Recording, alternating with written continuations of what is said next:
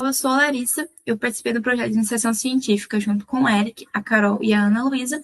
O nosso professor orientador foi o Dr. Ricardo Freguli, e o nosso tema foi desigualdade salarial e inflação no mercado de trabalho brasileiro. Tivemos dois objetivos principais, que eram realizar uma revisão sistemática sobre a hiperinflação no mercado de trabalho, além de analisar o impacto da inflação no mercado e na dinâmica dos salários. Como contribuição, trazemos essa revisão dos principais estudos que relacionam a hiperinflação e o mercado de trabalho, bem como analisar o impacto da inflação sobre a dispersão salarial.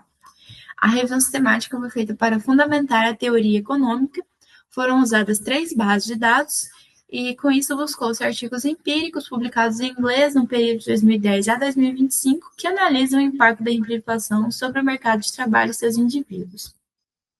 Esse é o fluxograma da nossa pesquisa. Ela gerou 76 resultados, dos quais 2 eram duplicados. Depois de uma triagem manual dos estudos, 10 artigos foram selecionados para a base final. Quais foram os principais resultados? Sobre a relação salários e inflação, a inflação estimula mudanças salariais maiores mais frequentes, ou seja, os salários são mais sensíveis ao ciclo econômico e procíclicos, e os salários reais eles possuem uma relação com a inflação e tendem a cair com o aumento dela. Sobre o emprego e a inflação, existe uma relação de curto e longo prazo, influenciada por choques de oferta e mudanças salariais. Além disso, a inflação tem um impacto negativo sobre a taxa de desemprego. A relação da escolha ocupacional e inflação é notável que indivíduos que viveram durante o período de hiperinflação possuem uma escolha ocupacional persistente em trabalho autônomo em vez de assalariado. Bom, sou o Eric e vou explicar a metodologia, que teve como objetivo analisar a trajetória dos rendimentos de indivíduos antes e depois do Plano Real. Como fonte de dados foi usada a RAIS, a Relação Anual de Informações Sociais, no período de 1985 até 2017.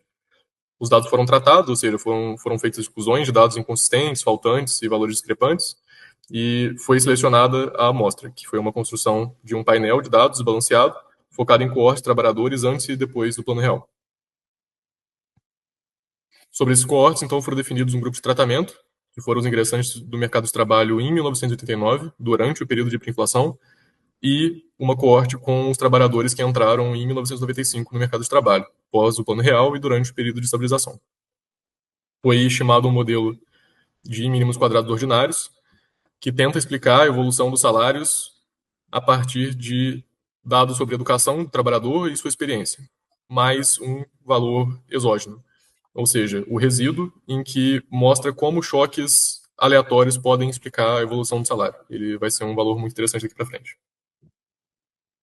Para isso foi definida a variância, a simetria, a curtose, a simetria de Kelly para complementar a simetria, perdão. Como resultado descritivo, temos que a média salarial dos entrantes durante o período inflacionário foi maior do que a média salarial dos entrantes do período pós-inflacionário. E que a variância do resíduo dos salários foi maior durante o período inflacionário, ou seja, é mais difícil perceber qual foi a natureza da evolução salarial nesse período, dada a natureza de distorção inflacionária. A assimetria, tanto a simetria quanto a assimetria de Kelly, foram maiores para o período de 1995. E a curtose foi também maior, apontando uma possível concentração dos dados, concentração salarial durante o período pós-inflacionário. Então, como conclusão, a gente encontrou que existe uma maior dispersão salarial para os entrantes em período de hiperinflação comparada a períodos de pós-estabilização, depois do Plano Real. A assimetria positiva dos resíduos ela indica uma subestimação dos salários reais pelo modelo, e a curtose maior para os entrantes de 95 sugere uma concentração salarial em incidência de valores extremos. As contribuições e limitações do estudo. Como contribuições, tivemos uma análise da dinâmica dos rendimentos, explorando o impacto de alta inflação sobre a variação de dispersão salarial. Além disso, a gente teve uma comparação entre os cortes entre períodos de hiperinflação e estabilização. Como limitação, tivemos que a gente não conseguiu isolar o efeito da inflação gerado pela abertura comercial e outros acontecimentos do período. Como extensões futuras, sugerimos uma análise por ocupações. É isso, muito obrigada.